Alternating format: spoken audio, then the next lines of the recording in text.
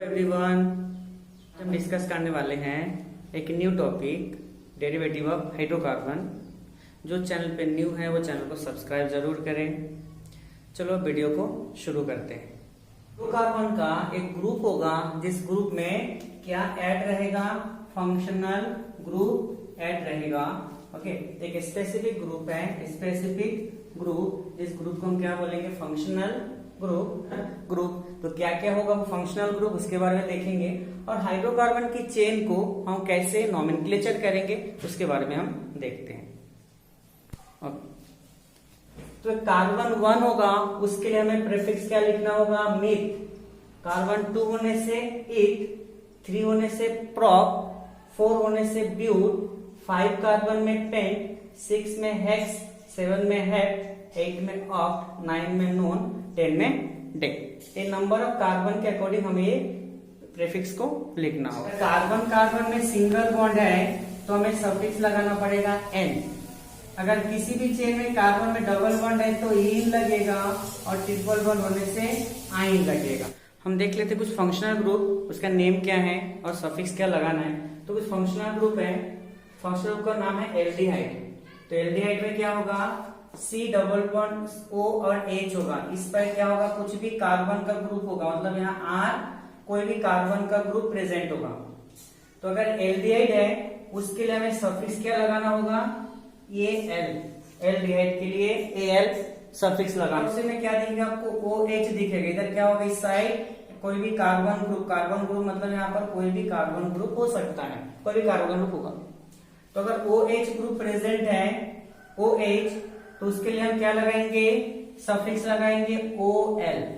और अगर कीटोन है, दोनों साइड कार्बन, सेंटर में कार्बन में डबल बॉन्ड में ऑक्सीजन है, तो कीटोन के लिए सफिक्स लगाना होगा ओन। अगर कार्बोक्सिलिक एसिड है, ये हमेशा कार्बन के लास्ट में जुड़ा होगा, COOH। ऐसे हो सकता है, यहाँ पे कैसे होगा, COOH। दैट मीन्स ये कौन सा ग्रुप है, कार्बोक्सिलिक ग्रुप। कार्बोक्सिलिक ग्रुप में लगाना होता है oic acid, oic acid. Carboxylic के लिए oic acid. Halogen group, halogen में क्लोरीन, फ्लोरीन, ब्रोमीन कुछ भी हो सकता है, क्लोरीन, फ्लोरीन, ब्रोमीन। तो इसके लिए हमें लिखना पड़ेगा क्लोरो ब्रोमो। IUPAC का फुल फॉर्म है international union of pure applied chemistry. IUPAC का ये फुल फॉर्म है।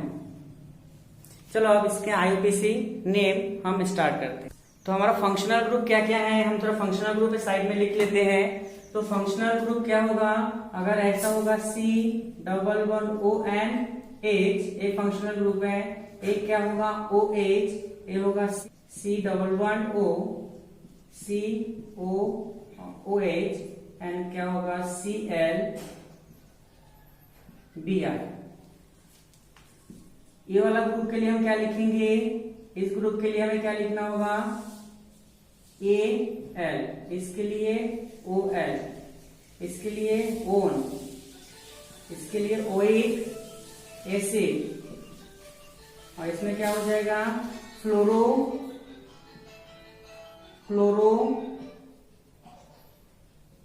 ब्रोमो। फर्स्ट हाइड्रोकार्बन देखते हैं। ये हाइड्रोकार्बन है, 1 2 3 4 5 कार्बन है। अब फर्स्ट रूल क्या होता है, कार्बन की एक लंबी चेन सिलेक्ट करना होता है। कार्बन की एक लंबी चेन जिसको हम बोलेंगे पेरेंट चेन। पेरेंट चेन, अब हम क्या है, डेरिवेटिव ऑफ हाइड्रोकार्बन। तो डेरिवेटिव हाइड्रोकार्बन हम लास्ट वाले कार्बन में क्या लिख रहे हैं, ये OH है। लास्ट वाले कार्बन में क्या है, OH है। अब इसको हमें फर्स्ट काम है कि कार्बन की सबसे लंबी चेन सिलेक्ट करना है। सेकेंड काम है इसमें नंबरिंग करना है। तो नंबरिंग कहां से स्टार्ट करेंगे, हम देखेंगे कि फंक्शनल ग्रुप कौन से कार्बन में ऐड है, तो हमें नियरेस्ट वाले कार्बन में फंक्शनल ग्रुप होना चाहिए या फिर सब्स्टिट्यूएंट। तो उसी साइड से हम नंबरिंग स्टार्ट करेंगे करना है। तो ये first carbon, second carbon, third carbon, fourth carbon and fifth carbon. तो नंबरिंग का रूल क्या है, अगर साइड चेन में कुछ प्रेजेंट होता है तो देखो, जैसे साइड चेन में first carbon, one carbon present होता है, वन कार्बन, ऐसे CH3। CH3 अगर साइड चेन में प्रेजेंट होगा तो इसका नेम हो जाएगा मिथाइल। मिथाइल YL ऐड हो जाएगा। अगर साइड चेन में होगा C2H5 तो ईथ है, 2 कार्बन है तो ईथ, तो ईथ है तो ईथ में क्या जुड़ जाएगा, YL जुड़ जाएगा, इथाइल। दैट मीन्स अगर कार्बन की पेरेंट चेन के साइड में अगर कोई साइड चेन ऐड होता है तो उसमें कार्बन के नंबर के अकॉर्डिंग उसमें YL ऐड होगा, राइट। ये पहले हम लिख लेते हैं, इसका नेम क्या होगा। देखो कोई साइड चेन है नहीं इसमें, तो कार्बन 1 2 3 4 5, दैट मीन्स क्या हो जाएगा, 5 कार्बन के लिए पेंट, क्या लिखोगे, पेंट। पहला लेटर हमेशा कैपिटल होगा, बाकी सब स्मॉल में, और कंटिन्यू लिखना है, राइट। अब देखो कार्बन कार्बन में सब में सिंगल बॉन्ड है, सब में क्या है, सिंगल बॉन्ड, तो सिंगल बॉन्ड के लिए क्या लिखोगे, N, तो ये लिखो ANE। अब देखो इसमें फंक्शनल ग्रुप है, तो फंक्शनल ग्रुप को हमेशा लास्ट में लिखा जाता है, तो ये इन जो लास्ट में जो ई है, ई को हम नहीं लिखेंगे, ई के जगह पर हम क्या लिखेंगे, ये ई नहीं लिखना है, वन कार्बन में क्या प्रेजेंट है, OL, क्योंकि फंक्शनल ग्रुप OH के लिए क्या लिखेंगे, ऑल लिखेंगे। ओके, अब देखो नेक्स्ट एग्जांपल देखो, एक स्ट्रक्चर है, अब इसमें क्या है, आपको फर्स्ट क्या करना है, कार्बन की एक लंबी चेन सिलेक्ट करना है। तो कार्बन की लंबी चेन कैसे करोगे, नंबर कर लो, नंबरिंग 1 2 3 4, 1 2 3, तो ये वाला जो चेन है ये आपको लंबी वाली चेन मिल रहा है, कार्बन की सबसे लंबी चेन लेना है, और कार्बन की चेन मतलब मींस पेरेंट चेन सिलेक्शन हो गया। अब देखो इसमें क्या है, फंक्शनल ग्रुप कहां पर अटैच है, तो ये आपका क्या आ गया, फंक्शनल ग्रुप। तो इस साइड से नंबरिंग चालू करोगे, 1 2 3 एंड 4। तो देखो पेरेंट चेन के साइड में क्या आ रहा है, ये CH3 कहां आ रहा है, साइड में, दैट मीन्स इट इसमें है, साइड चेन में है। जो CH3 यहाँ पर साइड चेन में है, तो जो बेटा साइड चेन में होगा उसको पहले उसका नेम लिखना होगा उस पर्टिकुलर पोजीशन के साथ। तो ये CH3 अटैच है सेकेंड कार्बन में, कौन से कार्बन में, सेकेंड कार्बन, तो पहले क्या लिखोगे, 2, क्या ऐड है ये CH3 होगा तो उसके लिए क्या लिखना होगा, मिथाइल, तो क्या लिखोगे, मिथाइल, 2 मिथाइल। अब क्या लिखना है, पेरेंट चेन 1 2 3 4 कार्बन है, 4 कार्बन के लिए क्या लिखोगे, ब्यूट, तो क्या लिखोगे, ब्यूट। सभी कार्बन में सिंगल बॉन्ड है, तो क्या लिखोगे, ANE, N, सिंगल बॉन्ड में N। अब देखो इसमें फंक्शनल ग्रुप अभी भी बाकी है, तो आप ई नहीं लिखना, यहाँ पर क्या लिखोगे, 1 में क्या है, ऑल है, तो 2 मिथाइल ब्यूटेन ऑन ऑल। इसमें देखते हैं थोड़ा सा, इसमें और एक एग्जांपल देख लेते हैं। अगर सेकेंड पोजीशन में 2 मिथाइल है तो इसका नेम कैसे करेंगे, नॉमेनक्लेचर। तो फर्स्ट काम है आपको पेरेंट चेन सिलेक्ट करना है, तो पेरेंट चेन सिलेक्ट हो गया। अब नंबरिंग, ये फंक्शनल ग्रुप है तो ये फर्स्ट सेकेंड थर्ड फोर्थ है, नंबरिंग हो गया। अब देखो ये 2 पोजीशन 2 में 2 मिथाइल ग्रुप प्रेजेंट है, 2 मिथाइल ग्रुप, तो ऐसे सिचुएशन में नेम क्या होगा, तो देखो 2 पोजीशन में एक मिथाइल है, इसी 2 में और एक मिथाइल है, तो 2 टाइम 2 लिखना है, 2 2, तो 2 मिथाइल के लिए हमें लिखना पड़ता है डाई, एक के लिए मोनो, 2 के लिए डाई, 3 के लिए ट्राई। ओके, तो ये अगर 2 होगा, 2 ग्रुप के लिए क्या लिखना पड़ेगा, डाई, 3 के लिए ट्राई, 4 के लिए टेट्रा, 5 के लिए पेंटा, ऐसा चलेगा। Okay, right. अब देखो इसका नेम क्या होगा, 2 मिथाइल ग्रुप है, इसी 2 कार्बन, तो 2 2 2 डाई, मतलब 2 टाइम है, तो डाई मिथाइल। कार्बन कितना है, 4 कार्बन, 4 के लिए क्या लिखोगे, ब्यूट, सब में सिंगल बॉन्ड है, तो AN, ये नहीं लिखना है क्योंकि बचा है फंक्शनल ग्रुप, तो ये 1 में क्या है, ऑल, ये आ गया इसका आईयूपीएसी नेम, 2 2 डाइमिथाइल ब्यूटेनल। और एक एग्जांपल देख लेते हैं, जैसे 4 कार्बन है, तो कार्बन का क्या करो है, एक चेन बना लो, ये लंबी चेन, अब देखो यहाँ पर क्या है, ये जो OH है ये कहाँ पर, ये वाले कार्बन में है। तो देखो ना, पेरेंट चेन तो मिल गया, अब नंबरिंग करना है। तो यहाँ से करोगे 1 2 3 कार्बन में OH आ रहा है, बट यहाँ से करोगे 1 2, तो नियरेस्ट वाले कार्बन में होना चाहिए। तो ये हो गया first position, is second, third and fourth. Okay, अब इसका नेम क्या होगा, साइड चेन नहीं है तो कार्बन 4 है, दैट मीन्स क्या हो गया, ये ब्यूट, सिंगल बॉन्ड है, एंड ई नहीं लिखना है अभी क्योंकि 2 वाले पोजीशन में OH है, तो 2 OH के लिए क्या लिखते हैं। नेक्स्ट एग्जांपल देखते हैं, CH3। आप इसको ऐसे भी लिख सकते हो, ये CH3 है तो ये आ जाएगा CH3, C में 2 है तो ये CH2, यहाँ पर क्या है CH2, यहाँ पर भी क्या है CH2, लास्ट में क्या है CHO है।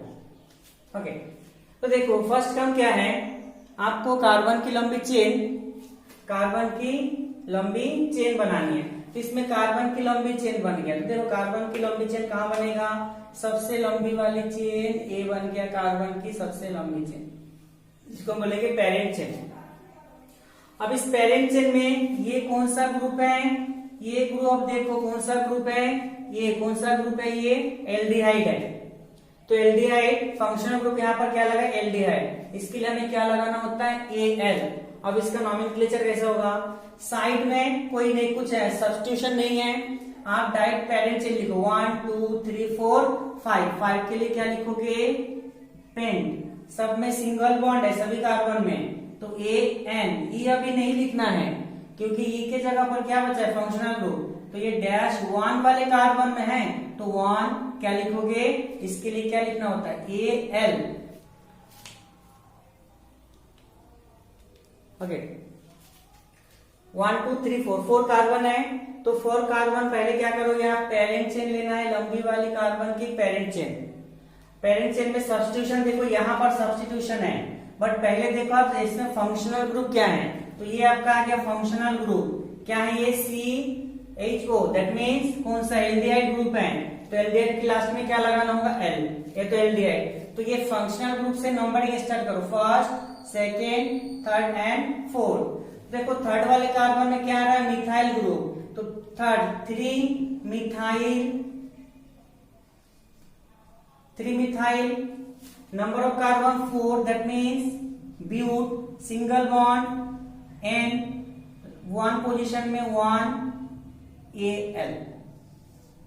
ओके, देखो नेक्स्ट एग्जांपल में ये कौन सा ग्रुप है, कौन सा फंक्शनल ग्रुप है इसमें, तो आपको ये दिख रहा है यहाँ पर ये फंक्शनल ग्रुप है, ये क्या है, कीटोन है, क्या है, कीटोन में क्या होगा, दोनों साइड कार्बन होगा और वो कार्बन ऑक्सीजन के साथ डबल बॉन्ड में होगा, उसके लिए क्या लिखना पड़ता है, ओन। तो ये आपको मिल गया फंक्शनल ग्रुप, कीटोन है। अब कार्बन की लंबी चेन, ये बन गया कार्बन की लंबी चेन।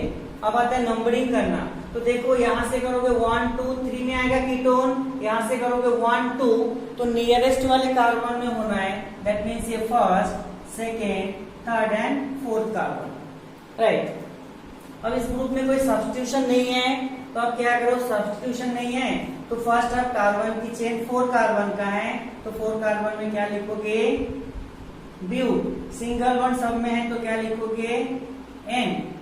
अब ई नहीं लिखना है अभी, सेकेंड वाले में ओन है तो क्या लिखोगे, second own, butane two own, ये हो गया कीटोन का। नेक्स्ट एग्जांपल देखते हैं। अब देखो ये एग्जांपल है, इसमें आपको पहले देखो फंक्शनल ग्रुप, तो ये लास्ट में आपको दिख रहा है functional group, C double bond O and single bond OH, that means C double OH है, कौन सा ग्रुप है ये आपका है कार्बोक्सिलिक एसिडिक ग्रुप, तो उसमें क्या लिखना होता है, ओइक एसिड लगेगा सफिक्स में, तो कार्बोक्सिलिक ग्रुप आपको मिल गया फंक्शनल ग्रुप। अब देखो कार्बन की लंबी चेन, ये बन गया कार्बन की लंबी चेन, कितने कार्बन का है, 3 कार्बन का, तो 3 कार्बन के लिए क्या लिखेंगे, 3 कार्बन के लिए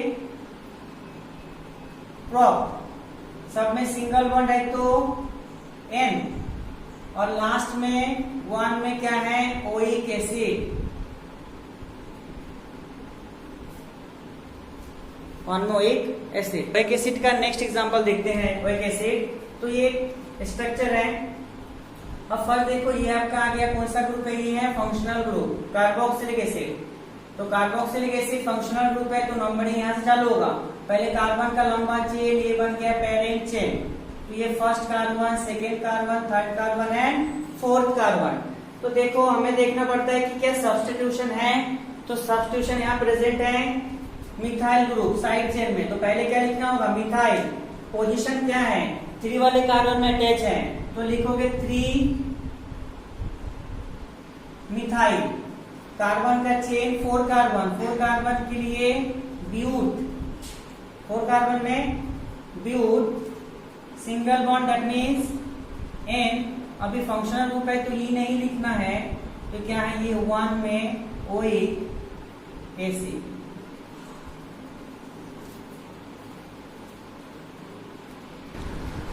नेक्स्ट टॉपिक है industrial manufacture of ethanol. Ethanol को इंडस्ट्री में कैसे मैन्युफैक्चर करते हैं। Ethanol that means C2H5OH industry में कैसे मैन्युफैक्चर होता है। इसके लिए फर्स्ट एक और होता है molasses. Molasses that means sugar cane juice. Sugar cane juice में क्या करना होता है, वाटर को ऐड किया जाता है। वाटर को ऐड करना दैट मीन्स हम क्या बोलते हैं उसको डाइल्यूशन। क्या बोलेंगे, डाइल्यूशन। डाइल्यूशन तो अगर हम वाटर को ऐड करेंगे और इसका जो कंसंट्रेशन 8 से 10% शुगर होना है, बाकी वाटर उसमें ऐड कर देंगे। तो डाइल्यूशन प्रोसेस के बाद इसको कहाँ इंटर करना है, फर्मेंटेशन चेम्बर में इंटर करना है। किसको, ये जो मोलासेस को इंटर होगा फर्मेंटेशन चेम्बर। फर्मेंटेशन चेम्बर क्या होगा, फर्मेंटेशन का चेम्बर का टेम्परेचर 25 से 30 डिग्री सेल्सियस होगा और ये पूरा क्लोज रहेगा जिससे एयर इसके इनसाइड में नहीं जा सके, टोटली क्लोज रहेगा। अब अलग कंटेनर में क्या लेना है, ईस्ट। तो ईस्ट के ग्रोइंग के लिए हम क्या करते हैं, इसमें ऐड करते हैं अमोनियम सल्फेट। अमोनियम सल्फेट क्या करते हैं, ईस्ट को प्रोमोट करते हैं ग्रोथ के लिए। ओके, प्रोमोट करेंगे कि बहुत ज्यादा डेवलपमेंट करेंगे ईस्ट।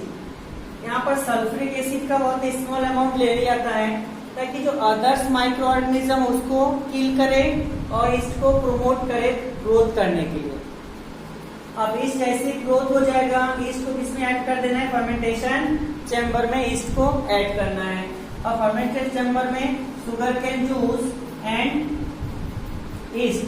अब यहाँ पर एक प्रोसेस होता है, प्रोसेस कौन सा होता है, जो ईस्ट है इसके पास 2 टाइप के एंजाइम होता है, invertase enzyme and जाइमेज enzyme. Invertase enzyme क्या करेंगे, जो मोलासेस शुगर है उसको कन्वर्ट कर देंगे ग्लूकोज एंड फ्रक्टोज में। जो शुगर है एंड वाटर, इनको इन्वर्टेड एंजाइम जो किसके पास है, ईस्ट के पास, ये कन्वर्ट कर देते हैं किसमें, ग्लूकोज एंड फ्रक्टोज में। तो ग्लूकोज का फॉर्मूला C6H12O6 प्लस फ्रक्टोज का भी सेम फॉर्मूला होता है C6H12O6।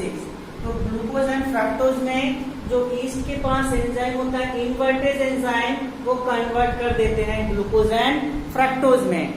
जाइमेज एंजाइम का क्या काम होता है, जो जाइमेज एंजाइम है तो ये C6H12O6 और कौन सा एंजाइम, जाइमेज एंजाइम, एक ग्लूकोज को क्या कर देंगे, यहाँ पर तो ऑक्सीजन नहीं है तो इसको रख देते हैं इसमें एक अल्कोहल, दैट मीन्स ये बन जाएगा C2H5OH प्लस CO2। तो अल्कोहल एंड कार्बन डाइऑक्साइड में जो ईस्ट के पास दूसरा एंजाइम कौन सा होता है, जाइमेज एंजाइम, वो कन्वर्ट कर देते हैं ग्लूकोज को, इसमें कन्वर्ट कर देंगे अल्कोहल एंड कार्बन डाइऑक्साइड में।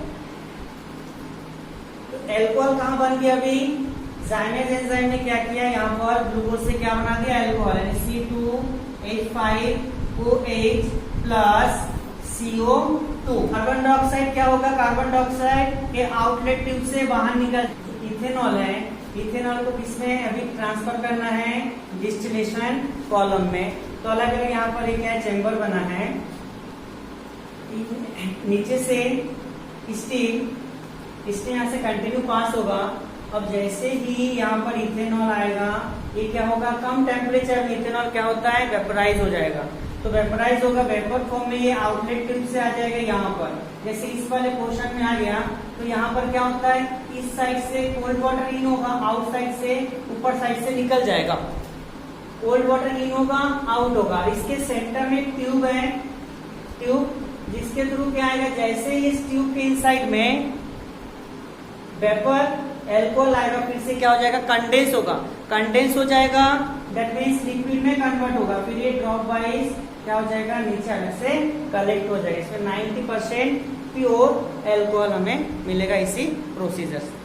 नेक्स्ट टॉपिक है डिहाइड्रेशन ऑफ एल्कोहल। तो एल्कोहल कौन सा एल्कोहल होगा, इथेनॉल 2 कार्बन, इसमें क्या है OH, बाकी हाइड्रोजन। डिहाइड्रेशन दैट मीन जिसमें से वाटर मॉलिक्यूल रिप्लेस हो जाएगा, निकल जाएगा वाटर मॉलिक्यूल, राइट। तो उसे क्या बोलते हैं, डिहाइड्रेशन, जिसमें वाटर की कमी होने से वाटर रिलीज होगा इस रिएक्शन में। तो देखो हम इसको कैसे, हम इसको हीट करेंगे किसके प्रेजेंस में, सल्फ्यूरिक एसिड के प्रेजेंस में। तो हीट करते यहाँ से क्या निकल जाएगा, ये H2O, तो माइनस क्या हो जाएगा, H2O। दोनों कार्बन का बॉन्ड ब्रेक हुआ तो दोनों कार्बन के बीच में कौन सा बॉन्ड बन जाएगा, डबल बॉन्ड। जिसमें C में डबल बॉन्ड बनेगा और हर एक कार्बन के पास 2 हाइड्रोजन है। इसका नेम क्या होगा, 2 कार्बन के लिए क्या होगा, इन, डबल बॉन्ड के लिए इन, तो इथीन बन जाएगा। तो क्या बोलते हैं, डिहाइड्रेशन ऑफ एल्कोहल। नेक्स्ट है industrial preparation of ethanoic acid. तो industrial preparation of ethanoic acid देखेंगे कि किस प्रोसीजर से इथेनोइक एसिड को फॉर्मेशन करना है। तो देखिए इसके लिए इथेनोइक एसिड फॉर्मेशन के लिए फर्स्ट हमें क्या चाहिए, 10% इथेनॉल। 10% इथेनॉल का मतलब होता है इसमें 10% इथेनॉल होगा और 90% वाटर होगा, प्लस वाटर। तो हमें कितना लेना है, 10% इथेनॉल। 10% इथेनॉल को क्या करेंगे, हमें यहाँ से हमें इन करना है इस वाले चैम्बर। ये जो पूरे चैम्बर बना है किसका बना है, ये वुड का बना है चैम्बर। अब यहाँ पर जो दिख रहा है आपको ये होल है, होल दैट मीन्स यहाँ से एयर पास हो सकता है, ओके, एयर पासिंग के लिए होल्स है।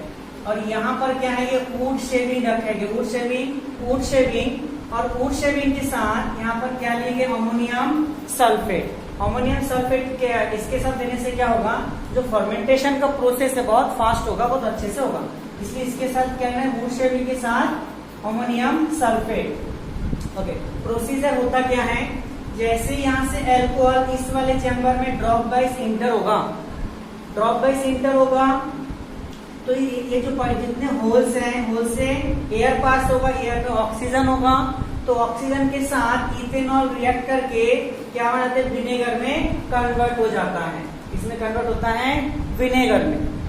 देखो केमिकल रिएक्शन क्या होगा, हमने क्या लिया, 10% इथेनॉल, 10% इथेनॉल, C2H5OH, होल से क्या इंटर हुआ, ऑक्सीजन, दैट मीन्स किसके साथ रिएक्ट करेगा, ऑक्सीजन के साथ। तो ऑक्सीजन के साथ रिएक्ट करके ये कन्वर्ट हो जाएगा इसमें इथेनोइक एसिड एंड वाटर में। इथेनोइक एसिड का मतलब होता है ये CH3COOH में कन्वर्ट हो जाएगा, प्लस H2O में कन्वर्ट होगा। जो इथेनोइक एसिड फॉर्मेशन होगा वो ये विनेगर में कितना परसेंट होता है, ये 3 से 4% प्रेजेंट होता है इथेनोइक एसिड, बाकी क्या प्रेजेंट होगा, वाटर प्रेजेंट होता है। प्योर फॉर्म में इथेनोइक एसिड का नाम क्या है, glacier acetic acid. Glacier acetic acid का बॉइलिंग पॉइंट 118 डिग्री सेल्सियस होता है। नेक्स्ट देखना है कि इथेनोइक एसिड का रिएक्शन अगर हम करें अल्कोहल के साथ तो क्या होगा। इथेनोइक एसिड का फॉर्मूला CH3COOH, इसके साथ रिएक्शन करना है अल्कोहल C2H5OH, इसके साथ रिएक्शन करने से क्या होगा, तो हम क्या करते हैं, इस वाले पार्ट को ऐसे लिखते हैं, दैट मीन्स CH3COOH प्लस इसको ऐसे OH एंड C2H5। तो देखो ये रिएक्ट करके यहाँ से क्या निकाल देंगे, यहाँ से ये आउट हो जाएगा H2O और दोनों आपस में बॉन्ड बन जाएगा। तो क्या बनेगा CH3COO C2H5। तो ये जो फॉर्मूला बना CH3COO एंड C2H5, इसको क्या बोलते हैं? इसका नेम है एस्टर। क्या बोलेंगे? एस्टर। एस्टर का जनरल फॉर्मूला क्या होता है? RCOOR और RCOOR डैश। ये जनरल फॉर्मूला किसका? एस्टर का। जब दोनों ग्रुप सेम है तो R लगना है, जब एक दोनों ग्रुप क्या है? डिफरेंट है। जैसे यहाँ पर ये वाला कार्बन का ग्रुप CH3 या C2H5 है, तो इसका जनरल फॉर्मूला कौन सा? ये वाला हो जाएगा RC। एस्टर का यूज कहाँ का होता है? एस्टर का यूज देखते हैं। एस्टर का यूज होता है फ्लेवरिंग में, फ्लेवर के लिए यूज करते हैं इसका। परफ्यूम मेकिंग में, परफ्यूम एंड कॉस्मेटिक आइटम्स में यूज होता है इसका। पॉलीमर का मतलब क्या होता है? जो मोनोमर है वो कंटिन्यू हेड और टेल से ऐड होकर एक लॉन्ग चेन बना लेंगे, उसी को हम क्या बोलते हैं? पॉलीमर। टू टाइप्स का हो सकता है। एक हो सकता है नेचुरल पॉलीमर और दूसरा सिंथेटिक। नेचुरल जो हमें नेचर से मिलेगा, तो नेचुरल पॉलीमर क्या है? Natural polymer are defined as the material that widely occur in nature or are extracted from plants or animals. That means natural polymers हमें किसी भी टाइप के एनिमल्स और प्लांट से मिलेगा, उसको क्या बोलेंगे हम? Natural polymers. Silk natural polymers. Polymers made by human beings are called synthetic polymer. For example nylon, polythene, Teflon, acrylic etcetera etcetera. Polythene कैसे फॉर्मेशन होगा? पॉलीथीन के लिए मोनोमर क्या चाहिए? इथीन का मोनोमर जब कंटिन्यू हेड एंड टेल से add होगा तो क्या बनेगा? पॉलीथीन। तो पॉलीथीन टू टाइप के होते हैं, low density polythene and high density polythene. Low density polythene and high density polythene. First देखेंगे लो डेंसिटी पॉलीथीन। तो पॉलीथीन के लिए मोनोमर लास्ट में इथीन है, तो क्या चाहिए? Density polymer. तो लो डेंसिटी पॉलीमर में मोनोमर क्या है? इथीन। ये क्या है? मोनोमर है। तो ethene n number of ethene है। इसको low temperature and 6 to 7 atmospheric pressure catalyst के प्रेजेंट में जब रिएक्शन कराएंगे तो ये डबल बॉन्ड क्या होगा? ये डबल बॉन्ड ब्रेक हो जाएगा और ये कार्बन के बीच में सिंगल बॉन्ड आ जाएगा। डबल बॉन्ड दोनों साइड क्या होगा? ब्रेक होगा। ऊपर नीचे क्या है? हाइड्रोजन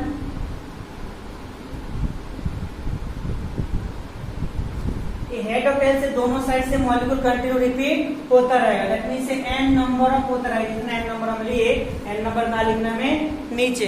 दैट मींस ये जो मोनोमर है ये कंटिन्यू ऐड होके क्या बन गया? पॉलीमर बन गया।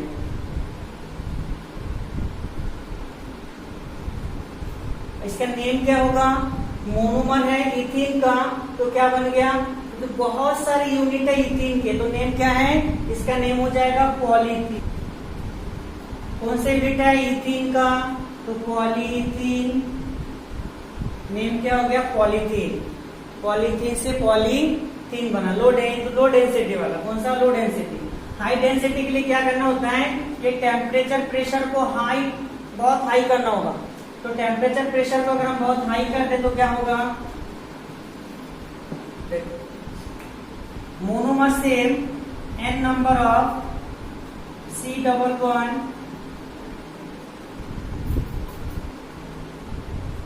ये मोनोमर है इथीन का मोनोमर। अब इसमें हाई टेम्परेचर में क्या लेना है? High temperature 473 kelvin. प्रेशर बहुत हाई, टेम्परेचर हाई और प्रेशर भी। Pressure 1500 to 2000 atm atmospheric pressure. और किसके प्रेजेंस में होगा? ये ऑक्सीजन के प्रेजेंस में रिएक्शन होगा। तो जैसे ऑक्सीजन के बेस में रिएक्शन होगा डबल बॉन्ड ब्रेक होगा। तो डबल बॉन्ड ब्रेक होगा, कार्बन कार्बन के बीच में सिंगल बॉन्ड हो जाएगा। ये डबल बॉन्ड ब्रेक होके दोनों कार्बन के हेड और टेल पोजीशन में आ जाएगा। और ऊपर नीचे जो पहले से हाइड्रोजन है वो एज इट इज रहेगा। और ये जो मॉलिक्यूल है कंटिन्यू ऐड होता रहेगा। तो कितने number of? n number of add होगा। तो क्या बोलेंगे हम? High density polythene. Low density high density में डिफरेंस क्या है?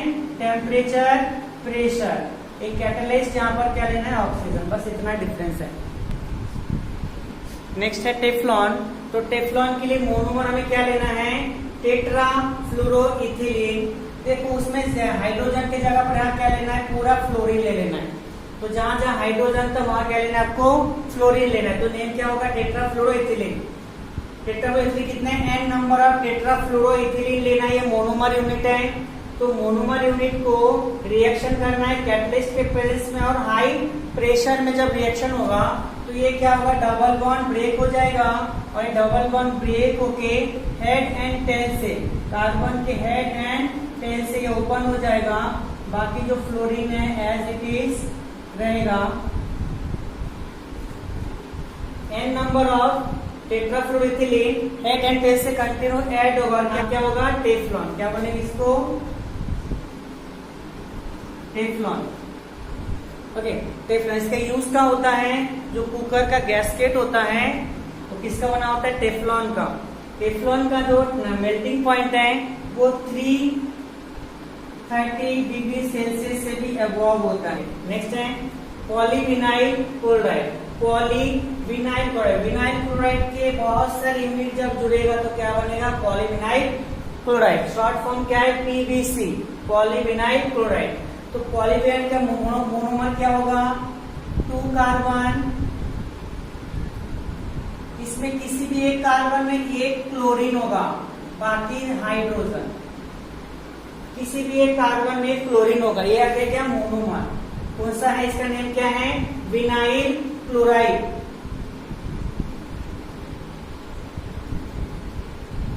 विनाइल क्लोराइड क्या अपना? ये मोनोमर है। विनाइल क्लोराइड मोनोमर है। जब विनाइल क्लोराइड को हीट करना है कैटलिस्ट के प्रेजेंस में, कैटलिस्ट के प्रेजेंस में जब क्या करेंगे? हीट करेंगे तो डबल बॉन्ड ब्रेक हो जाएगा, और ये double bond head and tail से कंटिन्यू सेम यूनिट हाइड्रोजन। तो ये विनाइल के मॉलिक्यूल जब बहुत सारे यूनिट होंगे एक साथ कंटिन्यू हेड एंड टेल से ऐड होके लॉन्ग चेन बनाएगा, हम उसको क्या बोलेंगे? Polyvinyl chloride, that means PVC. Okay, PVC का कुछ यूज क्या होता है? रेनकोट बनाने में यूज होता है, टेबल क्लॉथ बनाने में होता है, टॉयज, ग्लोव्स एक्सेट्रा। अगर आपको वीडियो अच्छा लगे हो तो लाइक शेयर कमेंट जरूर करें, चैनल को सब्सक्राइब करें। Thank you for watching.